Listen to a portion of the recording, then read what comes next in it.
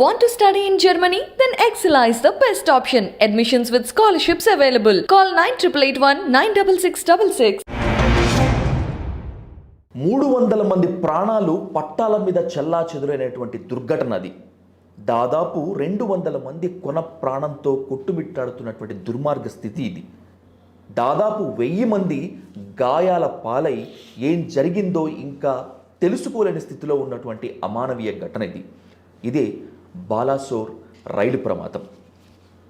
ఒక ప్రమాదం జరిగింది, దీని వెనుక కుట్ర ఉంది అనేటువంటిది మరొక వాదన అయితే, కుట్ర కాదు నిర్లక్ష్యాన్ని కప్పిపుచ్చుకునేందుకే ఇన్ని కథనాలు అంటూ మరొక వాదనలు ఎలా ఉన్నప్పటికీ ఖచ్చితంగా ఈ ప్రమాదం వెనుక ఉన్నటువంటి ఆ వ్యూహాన్ని కుట్రని తేల్చి చెప్పాల్సినటువంటి సమయం ఆసన్నమైనటువంటి నేపథ్యంలో బాలాసోర్ రైలు ప్రమాద ఘటనపై చర్చిద్దాం. మనతో ఉన్నారు సీనియర్ దర్శక నిర్మాత తమ్మారెడ్డి భరద్వాజ్ గారు. భరద్వాజ్ గారు నమస్కారం సార్. సార్ చాలా అమానవీయం సార్, ఎన్ని విశేషణాలు చెప్పినా ఎంత పెయిన్ వర్ణించినా కూడా ఈ ప్రమాదం ఎవరికి జరగకూడదు, ఏ కంట్రీలో కూడా జరగకూడదు సిచ్యువేషన్. సార్ ఇదంతా ఒక ఎత్తు అయితే అనేక దుర్మార్గమైనటువంటి వాదనలు అన్ని వర్గాల నుంచి అన్ని వైపుల నుంచి వస్తున్నాయి సార్. ఇక్కడ మసీదు ఉందని చెప్పి ఒకళ్ళు అంటారు, అక్కడ హిందూ దేవాలయం అని ఒకళ్ళు అంటారు, దీని వెనక కమ్యూనిస్టులు ఉన్నారంటారు, దీని వెనక ముస్లింలు ఉన్నారంటారు, దీని వెనక హిందువులు ఉన్నారంటారు. ఇలా చెప్పుకుంటూ పోతే ఎన్నో ఉన్నాయి సార్. టోటల్గా ఏంటి సార్ ఈ ప్రమాదం పైన ఈ సమాజం ఏం నేర్చుకోవాలి సార్? ప్రమాదం పైన సమాజం నేర్చుకోవాలంటే ఇప్పుడు ఇవన్నీ ఉంటాయి. ఈ చెప్పిన వాళ్ళంతా దుర్మార్గులు నా లెక్కలో. ఈ జరిగిన దాంట్లో వీళ్ళని కాపాడటానికి ప్రయత్నం చేసిన వాలంటీర్లు చాలామంది ఉన్నారు. పోలీసులతో సహా కాకుండా మా జనరల్ పబ్లిక్ కూడా వాళ్ళని కాపాడిన వాళ్ళు సామాన్యులు, చాలా సామాన్యులు, ఎందరో సామాన్యులు. అది కాకుండా హాస్పిటల్స్కి వెళ్ళి వాలంటరీగా రక్తం కావాలంటే ఇచ్చిన కొన్ని వందల మంది జనం ఉన్నారు. అవును సార్, వాళ్ళు దేవుళ్ళు. అలా ఆలోచించాలి ప్రతి మనిషి. సాటి మనిషిని మనం ఎట్టా కాపాడదాం, సాటి మనిషిని ఎట్టా చేద్దాం, సాటి మనిషికి మంచి ఎట్టా చేద్దాం అని ఆలోచించాల్సిన అవసరం ఉంది ఈ రోజుల్లో. దాని గురించి ఆలోచించట్లా. మనం సరిగ్గా ఎలక్షన్స్ వచ్చేస్తేనే ఎలక్షన్ టైంలో ఇది వచ్చింది, దీన్ని వాడుకుందాం, ఎలా వాడుకుందాం. ఇది ముస్లిమ్స్ చేసేసి ఉంటారు, ఆ షరీఫ్ ఎవరో ఉంటారు అక్కడ స్టేషన్ మాస్టరు, శుక్రవారం రోజు కాబట్టి శుక్రవారం వీళ్ళంతా కలిసి హిందువులను చంపుతానికి చేశారనేది ఒక కోణం ఇచ్చేసేస్తారు. ఒకళ్ళు వేసి ఒకళ్ళు రాయిస్తారు. ఇంకోళ్ళు అక్కడెక్కడో మసీద్, ఆ మసీద్ ఒకవేళ నిజంగా ఉందనుకుందాం, మసీదు ఉంటే ఎప్పుడో కట్టుంటారు, నా చిన్నప్పుడు కట్టుంటారు. ఇవాళ ఆ రోజు శుక్రవారం రోజు పొద్దున్నే కట్టేసి మధ్యాహ్నానికి యాక్సిడెంట్ ఎదుట వచ్చి మసీదు ఉండదు కదా, అది ఎప్పుడో ఉండి ఉంటుంది. ఆ తర్వాత అది మసీదు కాదన్నారు. ఆవిడ ఎమ్మెల్యే అంట, పెట్టిన ఆవిడ బీజేపీ ఎమ్మెల్యేనో ఏదో అనుకుంటా కర్ణాటక, ఆవిడ పెట్టేస్తుంది. అంటే ఆ responsible citizens of this country కూడా ఇట్లా ఇర్రెస్పాన్సిబుల్గా ట్విట్టర్లో పెట్టేసి దాన్ని వెనక్కి తీసుకుంటారు.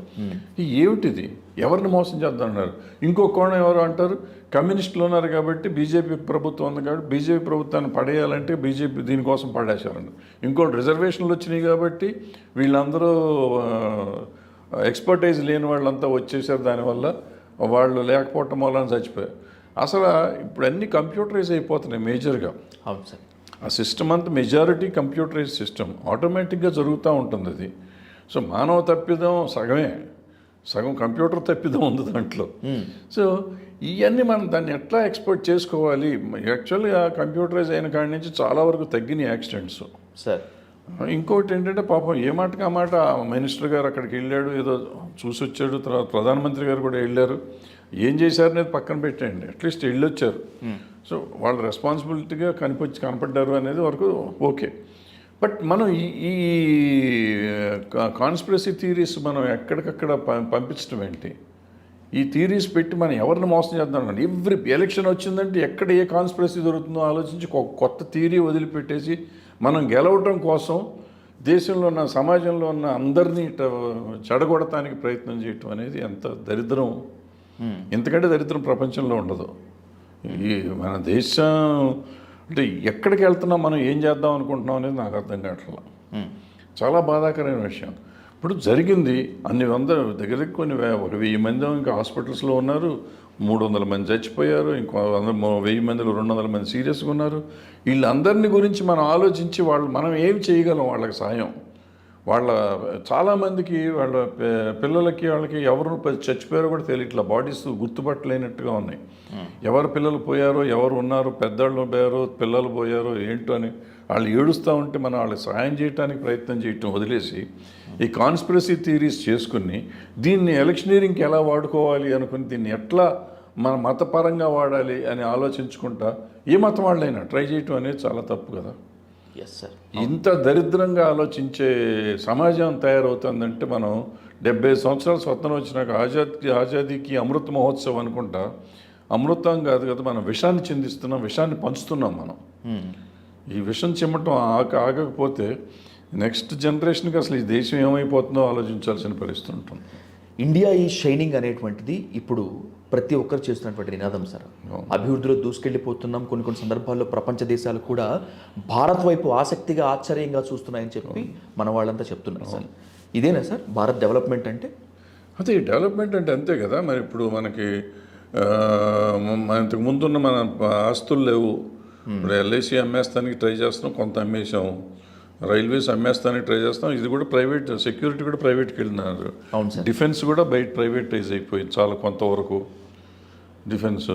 తర్వాత ఇప్పుడు ల్యాబ్లు చాలా మూసేశారు. ఇప్పుడు ఇది పోర్ట్లన్నీ ప్రైవేటైజ్ అయిపోయినాయి, ఎయిర్పోర్ట్లన్నీ ప్రైవేట్ అయిపోయినాయి. స్టీల్ ప్లాంట్ లాంటిది ఇప్పుడు మళ్ళీ అమ్మేస్తానికి ట్రై అది ప్రైవేట్గా అమ్మేస్తున్నారు. సో భారతదేశంలో ప్రభుత్వ ప్రాపర్టీ అనేది లేకుండా మెల్లిమెల్లిగా ప్రభుత్వ కార్పొరేషన్లు కానీ ప్రభుత్వ ప్రాపర్టీస్ కానీ మెల్లిమెల్లిగా ప్రైవేటైజ్ అయిపోతున్నాయి. ప్రైవేట్ అయిపోయిన కాడి నుంచి మనకి జీడిపి పెరుగుతుంది అంటున్నారు కదా. జీడిపి పెరిగిన కాడి నుంచి ఇండియా షైనింగ్. ఇప్పుడు జీడిపి అంటే అందరికీ సమానంగా పెరిగినప్పుడు 10 మంది పెరిగిపోయి దేశంలో 10 మంది చాలా గొప్పవాళ్ళు అయిపోయి ఈ దగ్గర 99% మంది దగ్గర లేని డబ్బు ఒక ఇద్దరు దగ్గర ఉండే దగ్గరికి 1% దగ్గర ఉంటే ఆ 1% చాలా ఎక్కువ డబ్బు ఉంది కాబట్టి ఇండియా గొప్పదైపోతుందా? ఈ 99% లాటరీ కొడుతున్నారు అనేది మర్చిపోతున్నాం మనం. 99%లో 40% లాటరీ కొడుతూ ఉంటారు టోటల్గా, మిగతా 50% ఏదో ఉన్నాం అనుకుని వాళ్ళు తిరుగుతూ ఉంటారు. సో ఈ దీంట్లో మనం ఎక్కడికి వెళ్తున్నాం? షైనింగ్ ఎక్కడ షైనింగ్? ఒకళ్ళో ఇద్దరు షైన్ అయిపోయి వాళ్ళకు లక్షల కోట్లని ప్రపంచ కుబేరుల్లో ఉన్నారు కాబట్టి వాళ్ళ డబ్బు మనకు పంచరు.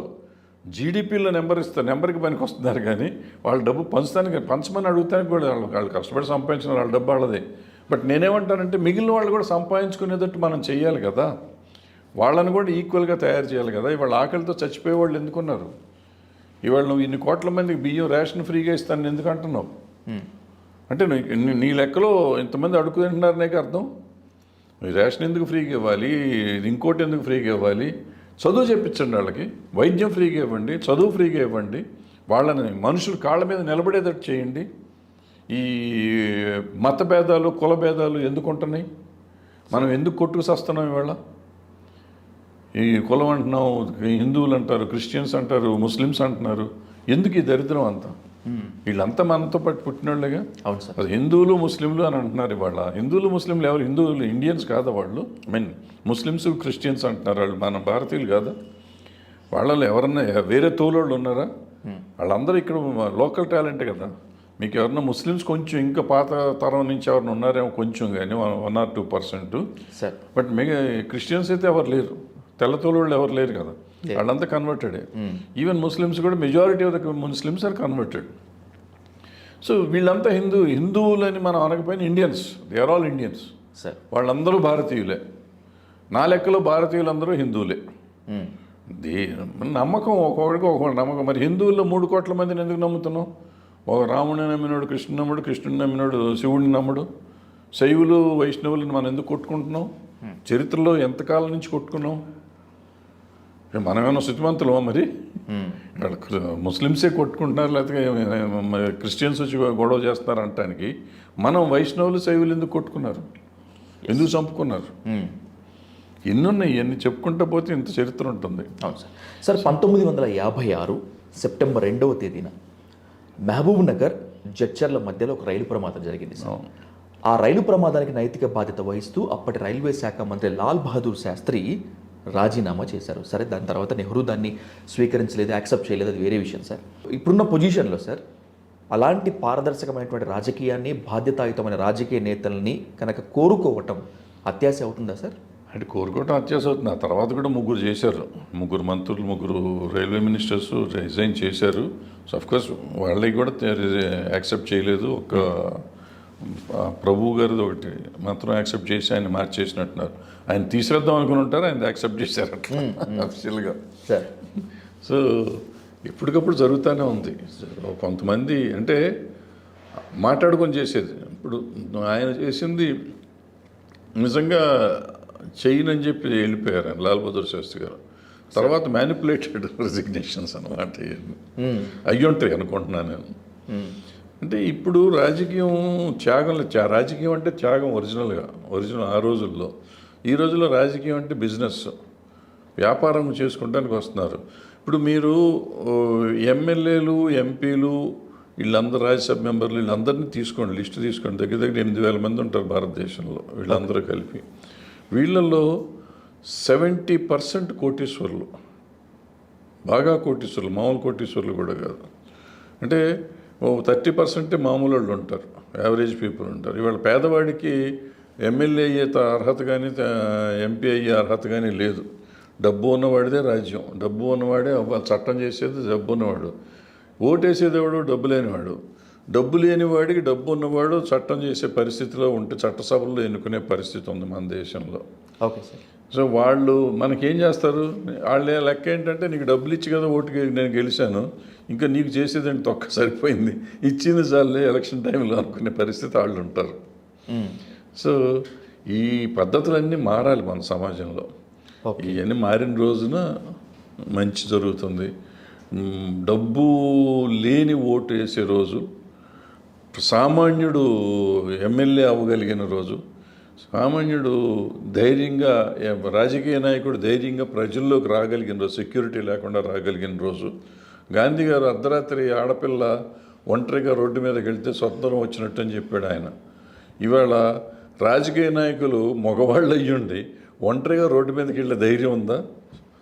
ఏ కేటగిరీ ఇవ్వలేదని పోట్లాడుతుంటారు. నాకు 6 గన్మెన్ ఇచ్చారు, నాకు 12 మంది ఇవ్వలేదు, నాకు సెంట్రల్ లేదు, వేరే ఫోర్స్ ఉంటారు కదా వాళ్ళని ఇవ్వలేదు, టాస్క్ ఫోర్స్ ఇవ్వలేదు, ఇది ఇట్లా పోట్లాడు, జెడ్ కేటగిరీ ఇవ్వలేదు అని పోట్లాడుకునే రాజకీయ నాయకులు ఉన్న రోజులు.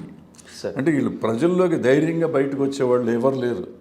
పూర్వకాలం వచ్చేవారు. ఇప్పుడు ప్రకాశం పంతులు గారు ఎవడో తోటగాలు తంటే చొక్కా తీసి చంపండిరా అని అంట. వీళ్ళు చంపుతారేమో అని ముందు పోలీసులు అడ్డం పెట్టుకుని వస్తారంటే అవును సార్, అది పరిస్థితి. పరిస్థితులు మారిపోయినాయి.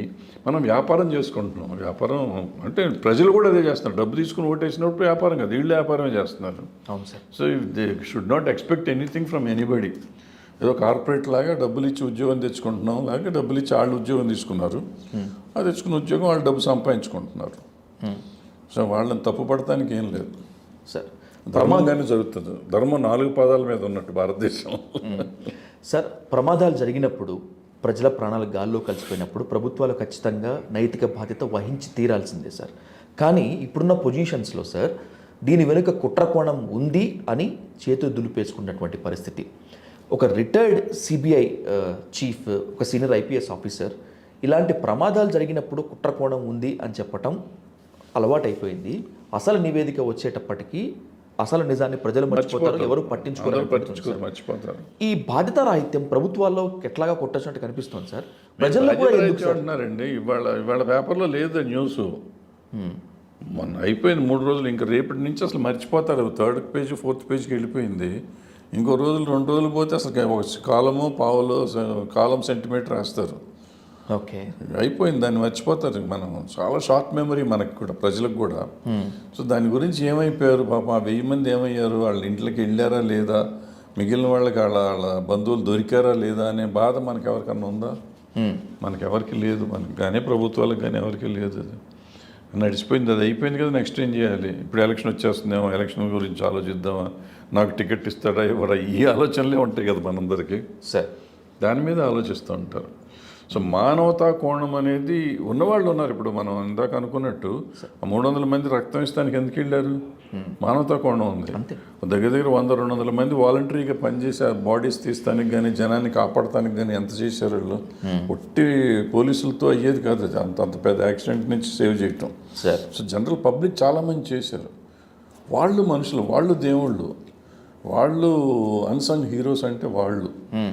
ఊరికే మనం వెళ్ళి వీడియో కోసం నేను వెళ్ళి వీడియో తీసేసి అంత అక్కడికి వెళ్ళి తిరిగేసి వచ్చి వీడియో నేను వెళ్ళాను పలకరించి వెళ్తే ఏంటి నువ్వు చేసింది ఏంటి? సార్ నిజంగా అక్కడ పనిచేసిన వాడు దేవుడు. ఆ పనిచేసిన వాళ్ళు ఎవరాడు? వాళ్ళ గురించి ఎవరన్నా మాట్లాడారా? చెప్పను కూడా చెప్పట్లేదు వాళ్ళు చేశారని. Right sir, thank you so much sir.